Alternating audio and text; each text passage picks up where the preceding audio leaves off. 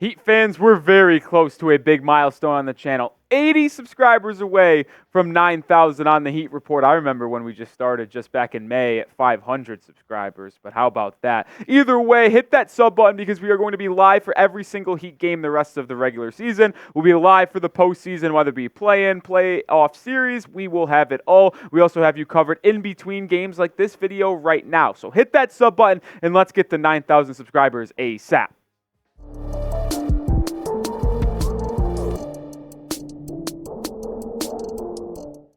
All right, I am Nic Rohloff. Let's hop into today's video. And on today's show, we're going to talk about the latest injury news surrounding the Miami Heat as Kevin Love, Duncan Robinson, and Tyler Herro all remain out of the lineup. Plus, we're going to look at the Eastern Conference standings, where the Heat stand with 11 games left on the schedule, and look at the remaining schedule for Miami to see how far I think they can climb up the Eastern Conference standings. We'll start with the injury front because these three guys, the very good white players, as we call them here at the Heat Report. Tyler Herro, he's been out since February 23rd, the first game after the All-Star break when he got hurt against the New Orleans Pelicans. It was originally a hyperextended knee, but he's been out for the latest 10-15 games because of a foot injury. Kevin Love has been out since February 27th due to a heel injury, and Duncan Robinson has been out since March 18th, a recent injury, but with his back. So three key players for Miami that have not been in the rotation, and three of the guys that are counted on the most for Erik Spoelstra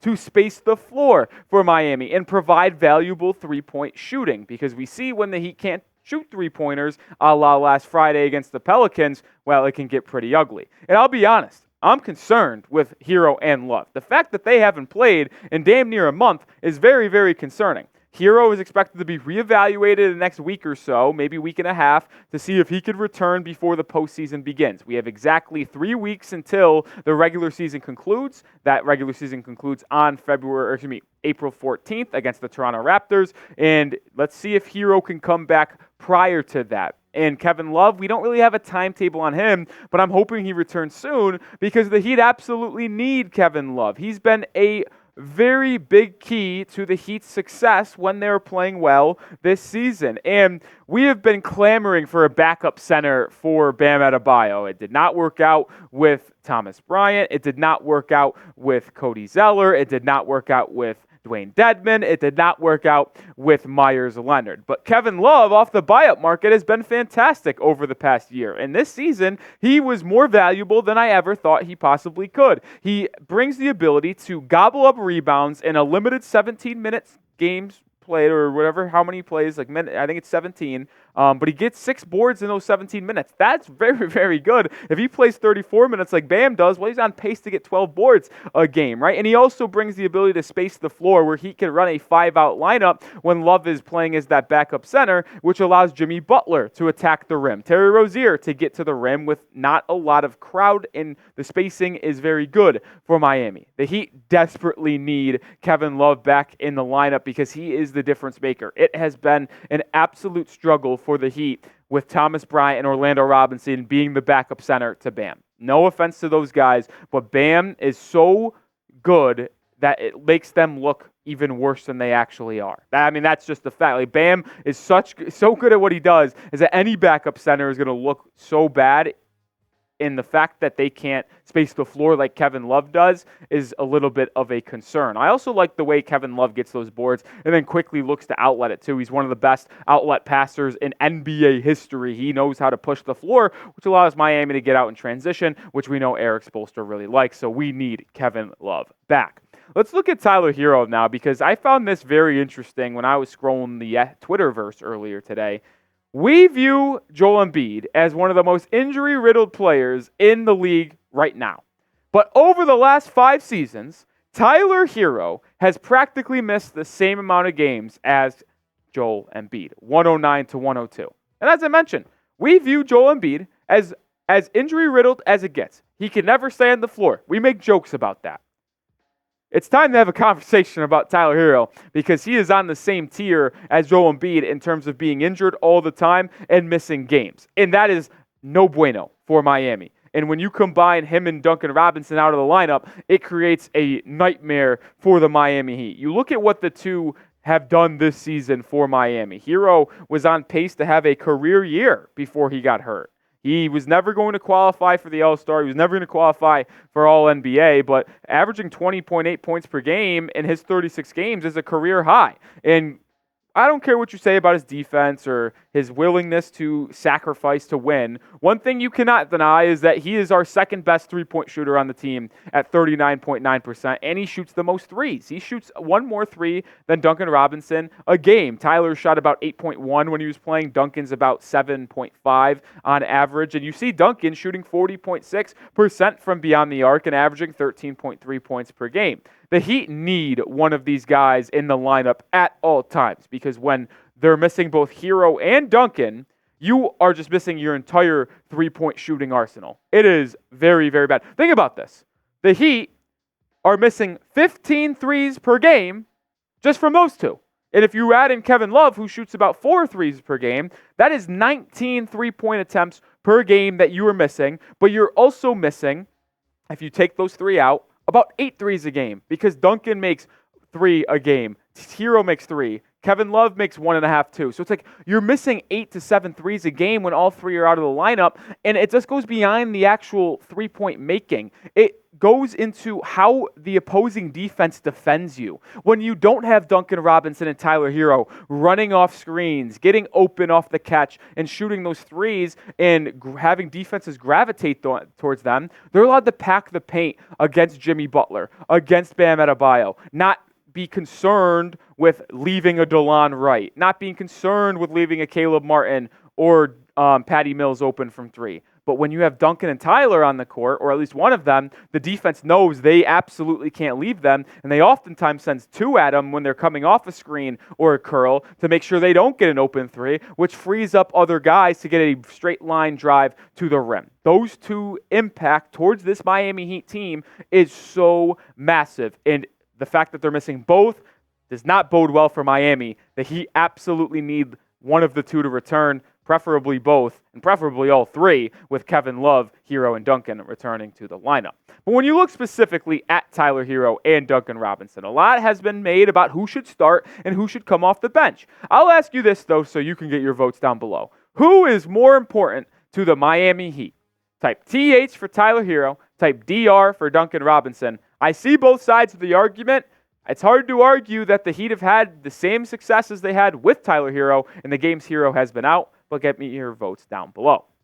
Coming up, the Eastern Conference standings outlook, where Miami is in those standings in the playoff hunt and the remaining schedule for the Miami Heat. But first, I got to show some love to our sponsor, which is Factor Meals, my favorite sponsor here at the Heat Report. What is Factor, you ask? Well, let me tell you. Eating better is with Factor is so much easy. They're fresh, never frozen meals that are chef-crafted and dietitian approved, ready to go in just 2 minutes. You'll have over 35 different options to choose from every week, including Calorie Smart, Protein Plus, and Keto. Also, there are more than 60 add-ons to help you stay fueled up and feeling good all day long. Don't wait any longer. Get started today and get after your goals. No prep, no mess meals. Factor meals are ready to heat and eat, so there's no prepping, cooking, and my personal favorite, no cleaning up needed. It's also very flexible for your schedule. Get as much or as little as you need by choosing your meals every single week. You can also pause or reschedule your deliveries anytime. And they're currently giving you 50% off when you head to factormeals.com/HeatChat50 and use code HeatChat50 to get that 50% off. One more time, that's code HeatChat50 at factormeals.com/HeatChat50.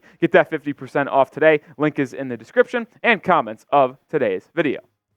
All right, let's kick it over to the NBA playoff picture now because, well, here is the total outlook from the Eastern Conference right now. The Boston Celtics hold a firm lead at the number 1 spot. They've clinched their own division, and they're only team to clinch a full outright playoff berth right now. I will say this for Miami. They did clinch at worst a play-in appearance, so there's no way they could be worse than the play-in, but it's obviously not that good because we want to be in the top 6 so you don't have to play in the play-in. But you see there that bunched up range. Miami is dead even with Philadelphia, 39-32, but Miami currently holds the record advantage over the Sixers 2-1 on the season series, and then they're a half game back of Indiana, who has played one more game than both Philly and Miami and have gotten a win. So they're half game back of the 6th spot, which obviously would be lined up with Cleveland right now, which is kind of the ideal path if you're asking me, which we'll get to in just a second. But there is 11 games left for the Miami Heat. So how far can they climb?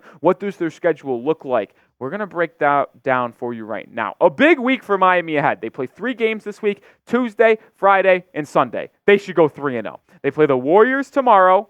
That seems like a win at home. They need to win, obviously, on Friday at home against the Portland Trail Blazers because that team stinks. And we already lost to the Wizards a couple Sundays ago. That can't happen again. They're in Washington on Sunday. That's a must-win. And then you play the Knicks at home for the final time in the regular season on the following Tuesday. Then they head to Philadelphia and play the Sixers at home on Thursday. Then they travel on their 3-game road set the next day against the Houston Rockets, Sunday against the Pacers on April 7th, and then their final road game of the year is that Tuesday against the Hawks before they finish up with a back-to-back against the Dallas Mavericks on Wednesday, a game on Friday against the Toronto Raptors, and then the final regular season game is against the Raptors again on Sunday afternoon, where every single team in the NBA plays. The Eastern Conference teams basically all play at 1 p.m. Eastern Time, and then the Western Conference teams play at 3:30 Eastern Time. To summarize the schedule for the Miami Heat, out of the final 11 games, they have 8 home games. That bodes very well for potentially going on a run. They have that's not true. I messed that up. They have 7 home games, 4 on the road, because they have a 3-game road set, and they play in Washington. So 7 games on the home. That's on me. Hand up. They do play 6 games, though, above teams that are 500 or more, or better, I should say. So they have about 6 and 5 in terms of bad teams and good teams. They play 2 back-to-backs. Obviously, you saw the one against Philly and Houston, and then against Indiana and Philly. And then that's kind of big news as well here. They play the Sixers and Pacers once. You saw it. They're tied with the Sixers in the Eastern Conference standings. 7th and 8th, they have the same exact record, 39-32. They're a half game back of Indiana, who are 40-32. If there are 2 games that Miami must win down the stretch of this season, it is those 2 games right there to ensure you get the 6th seed in the Eastern Conference rather than having to play in that 7-8 play-in game, risking a loss and then potentially risking another loss, being out of the playoffs in total, or risking having to play Boston in the first round. If you could get that 6th seed, you play one of Cleveland or New York in all likelihood in the first round. I think that is the most ideal situation for the Miami Heat. But you saw the summary of the Heat schedule. How will the Heat finish this season? 8-3, 7-4, 6-5, 5-6, 11-0. Give me down your votes down in the comment section right now. I'll go 8-3. And I feel like this is me being super optimistic, and it's not realistic whatsoever based off the Heat team we've seen. But let's call a spade a spade. You should go 3-0 this week against the Warriors, Blazers, and Wizards. So there's 3 wins. So then you just have to go 5-3 in your other 8 games. I think you could beat New York at home. You've already lost to the Knicks twice this season. No bueno. Beat them at home when they still are without Julius Randle. They do not have OG Anunoby. Mitchell Robinson has yet to return as well. You should beat them. So there's 4 wins. You play the Raptors twice. There's 6 wins. You play the Pacers and Sixers. Must-win games. 8 wins. You can afford to lose the other 3 against Dallas, against Atlanta, and I'm spacing on the other team, Houston. Those are the 3. So you lose those 3 games, you win the 8 games I mentioned, you go 8-3. I think that gets you the 6th seed. And like I said, that is the most ideal outcome for the Miami Heat. They need to get that 6th seed. They can rest up because then they get Monday off after Sunday. They get Tuesday off. They get Wednesday off. They'd get Thursday off. And then the playoffs begin that Friday because the play-in is Tuesday, Wednesday, Thursday. And Friday. No. Yes, Thursday. I'm all over the place, folks. Schedules. All I know is that we're going to be live for the rest of the games of the season for the Miami Heat. It's very important for them to win these games, and it's very important for you to stay in the loop surrounding your Miami Heat. So subscribe to the channel and join us for our watch parties the rest of the way.